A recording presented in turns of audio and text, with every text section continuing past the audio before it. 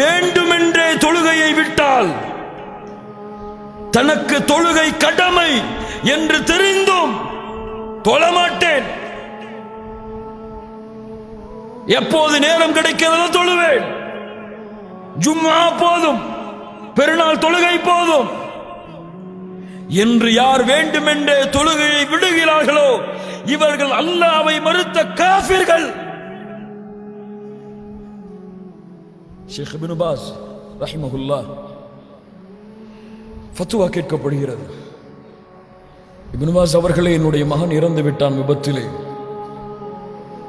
இவன் வாழ்க்கையிலே பல ஆண்டுகள் தொழுகையை நிலைநாட்டவில்லை.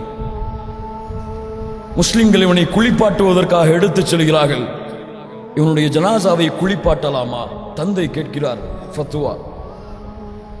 இப்னு பாஸ் அவர்கள் கேட்டார்கள், ரஹிமஹுல்லாஹ், உங்களுடைய பிள்ளை பல ஆண்டுகளில் ஜும்ஆவுடைய தொழுகையை கூட பள்ளியிலே சென்று தொழுததில்லையா? இல்லை. இல்லை. அப்படி என்றால் உங்களுடைய மகனை நீங்கள் குளிப்பாட்டி அடக்கம் செய்வதற்கு அனுமதி கிடையாது. முஸ்லிம்களுடைய கபூர்ஸ்தானிலே அவர்களுடைய அடக்கஸ்தலமாக அடக்கஸ்தலத்தை ஆக்குவதற்கு மார்க்கத்திலே அனுமதி கிடையாது.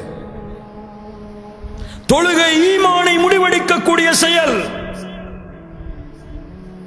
ஏதோ புறம் பேசுவது, பொய் பேசுவது அது போன்ற பாவம் அல்ல. ஈமான் தொழுகை. ஸல்லல்லாஹு அலைஹி வஸல்லம் சொன்னார்கள், கொஞ்சம் கேளுங்கள். இன்ன அஸ்கல ஸலாஹ், சிரமமான தொழுகை. சிரமமான தொழுகை யாருக்கு? முனாஃபிக்குகள், நயவஞ்சகர்கள், காஃபிர்கள், முஷ்ரிக்குகளை விட மோசமானவர்கள். இவர்களுக்கு சிரமமான தொழுகை. இவர்களுக்கு தான் ஃபஜ்ருடைய தொழுகையும் இஷாவுடைய தொழுகையும். மஆதல்லாஹ்.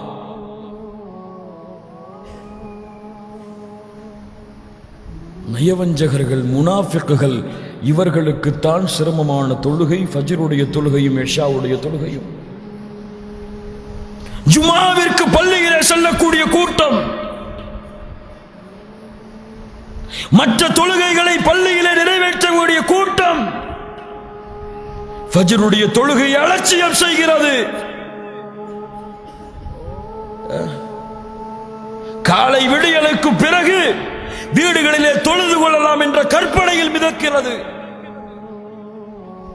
காலையிலே ஃபஜ்ரை தொழாமல் வழக்கமாக நீங்கள் எழுந்து கொண்டிருந்தால் எண்ணிக்கொள்ளுங்கள், நீங்கள் அறிந்தாலும் நீங்கள் அறியவில்லை என்றாலும் நீங்கள் முனாஃபிக்குகள் தான். முனாஃபிக்குகள் தான். ரசூலுல்லாஹ் ஸல்லல்லாஹு அலைஹி வஸல்லம் உடைய வார்த்தை உண்மை. நியத்து வைப்போம், இன்ஷா அல்லாஹ் நாளை தொழுவோம், இன்ஷா அல்லாஹ், இன்ஷா அல்லாஹ்.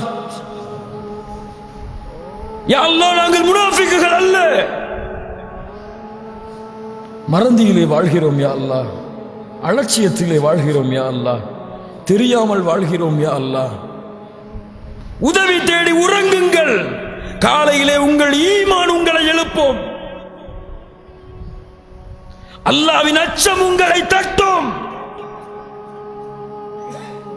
விடாது உங்களை. அல்லாஹ் ரப்புல் ஆலமீன் இந்த உள்ளத்தை எமக்கு கொடுப்பானாக. தொழுகை. காலு லன்னகு மினல் முஸல்லீன்,